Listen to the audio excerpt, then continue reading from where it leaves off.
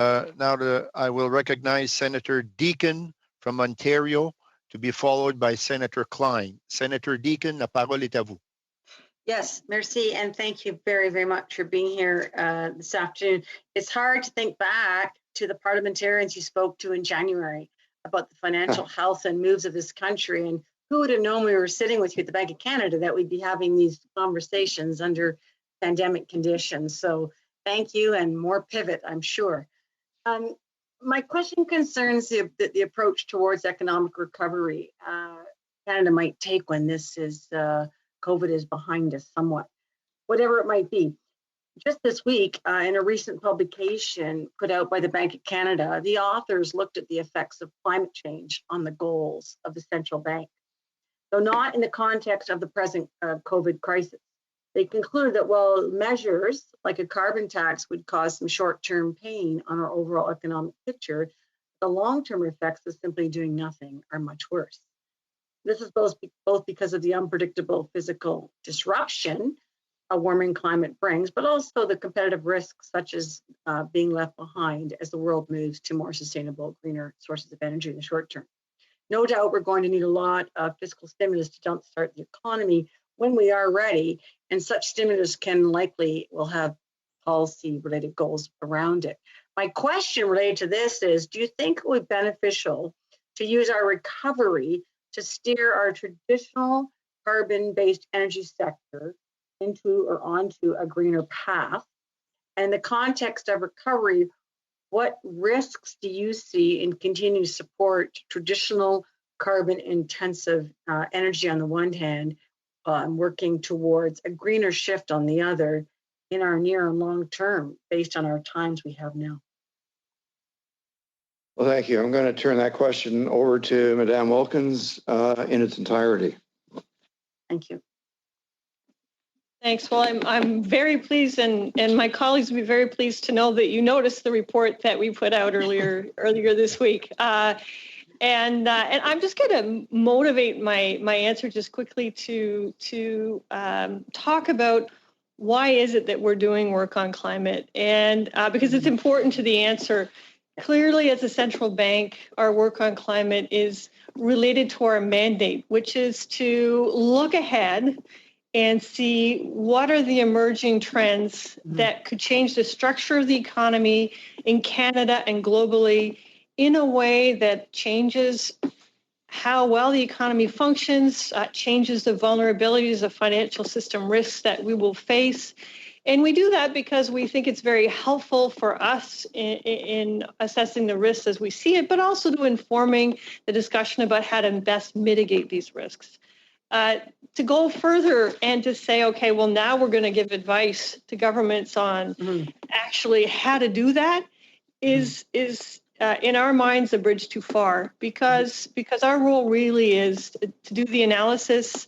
We're not the overseer of financial institutions like OSFI is, for example, but we certainly do participate in some of the discussions. And so really that has to anchor, that sort of neutral research party has to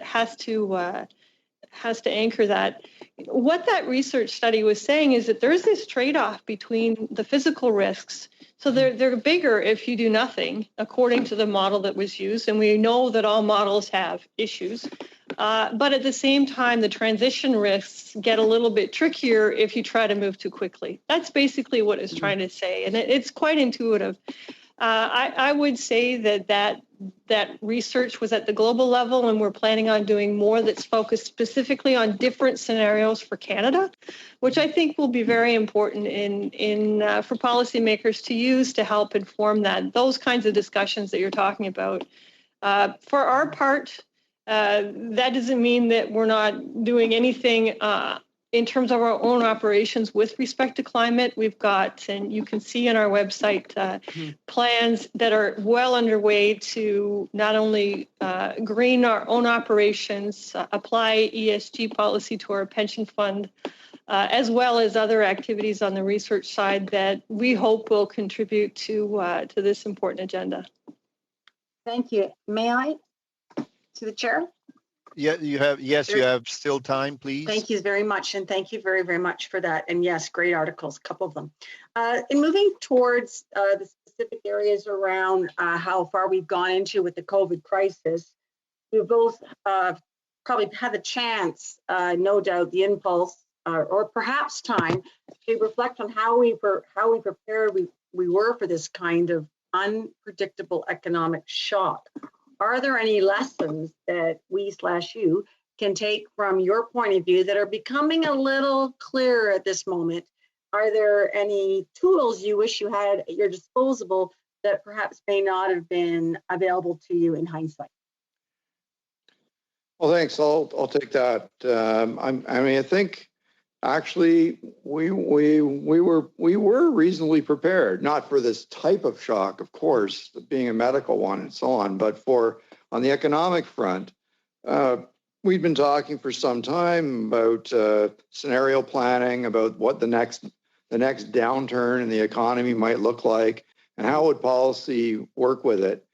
Knowing, of course, the starting point was a difficult one or challenging one for monetary policy because interest rates were already quite low and there's only a modest amount of reaction room there. Right. And so we had done a lot of work on what we call the unconventional tools of monetary policy, many of which we're discussing today. The lessons from 2008 applied very well. We went fast. We went large because we felt that that's the uncertain situation demanded that. But also we all understood globally that the next big shock would be primarily a fiscal responsibility. And that is exactly how, as it turned out, that monetary policy really is playing a secondary role, complementing the efforts from fiscal authorities. And that's definitely the case here in Canada. If there's a lesson to be learned, it is that some of the elasticity of those fiscal policies is very attractive, like an automatic fiscal stabilizer that could be relied upon in future episodes. That would be worth developing more deeply. Thank you. Thank you, Governor. Senator